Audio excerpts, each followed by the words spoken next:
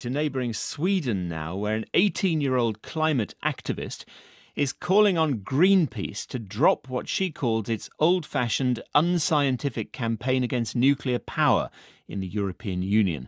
She launched her campaign, which involves legal action against the Global Campaign Group, this week. And she joins us live, I'm pleased to say. Her name is Aanstoot. Welcome to Weekend. Tell us more about your campaign first, please. Thank you for having me. And essentially what's happened is that Greenpeace has decided to sue the EU for the inclusion of nuclear power in the EU taxonomy. The EU taxonomy is what governs the green financing in the EU, so it's a really important document. And why do you... Sorry, go on.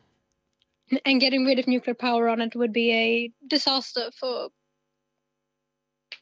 most things. Right. Why do you say that? Because people who campaign against nuclear power point out that the waste from nuclear power will endure for thousands of years on Earth, and we don't really know what the consequences will be, even if we bury it very deep. So essentially, I think we have to talk about scales of risk and scales of crisis, that we have a climate crisis that will cause untold amounts of death and massive disaster. And meanwhile, nuclear waste is quite well contained and well regulated.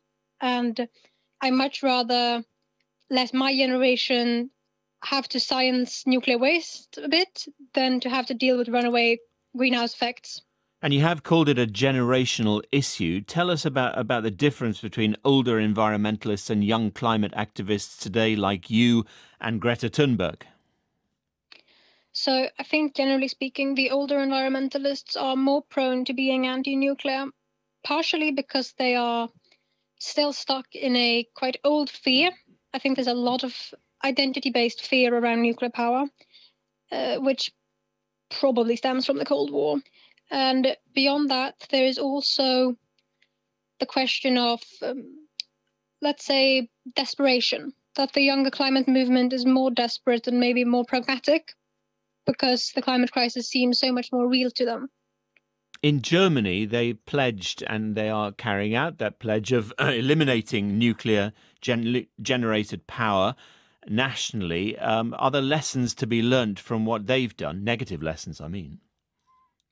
We have seen that the German elimination of nuclear power has reduced the possible elimination of fossil fuels, since by getting rid of nuclear power, they need to build renewables or even fossil fuels to essentially power the things that nuclear power should have powered. So it's definitely reducing the rate of transition. Is there nothing about nuclear power that worries you?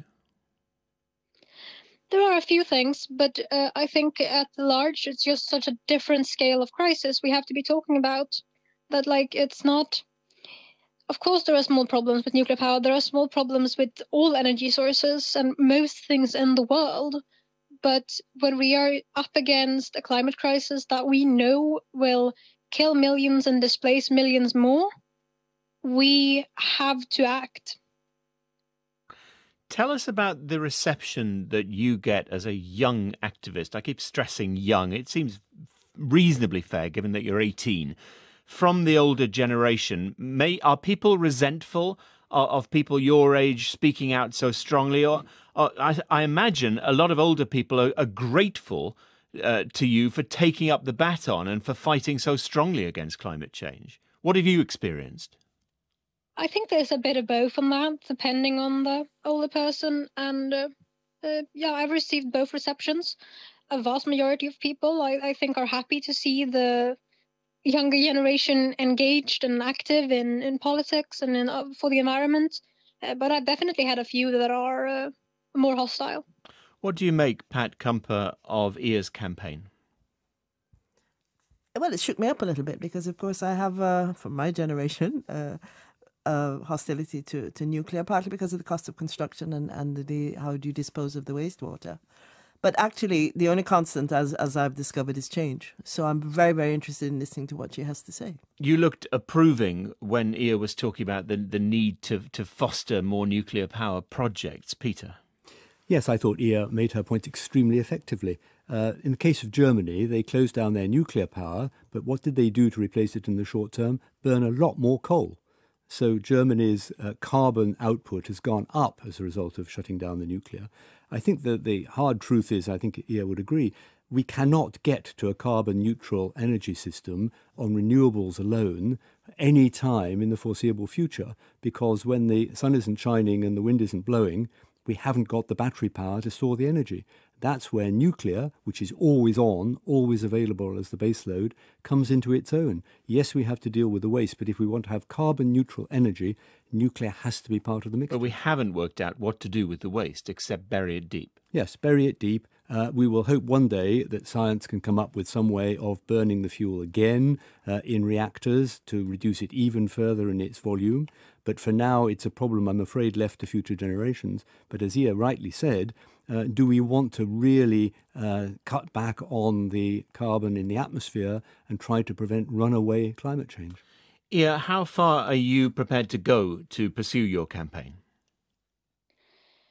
Depends how far I have to go. I would prefer not to have to climb the Greenpeace offices because I'm bad at climbing, but beyond that.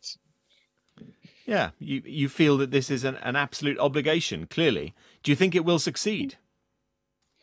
I have great hopes that it will succeed. Maybe not in Greenpeace, but I think it can convince the rest of the environmental movement to maybe the parts of it that aren't so openly anti-nuclear power to become more pro-nuclear power. And I think that's the important part, that we have to move as many people as possible to be accepting of it, because it's a really important part of the transition. Kenya is going to host the inaugural Africa Climate Summit from tomorrow, I think, to deliberate how the continent can take more climate action. If you were there, what message would you deliver and how, Ia? I think the main thing to say to the Global South in general is that they have a right to develop. They have a right to modernize. They have a right to industrialize. And to do that, we in the West, we can only say, hey, we're giving you the skills and the knowledge, and we're urging you to do this by means of nuclear power and renewables, rather than by means of fossil fuels. Ia Aanstoot, a climate activist from Sweden. Thank you very much indeed for coming on Weekend. This is the BBC World Service.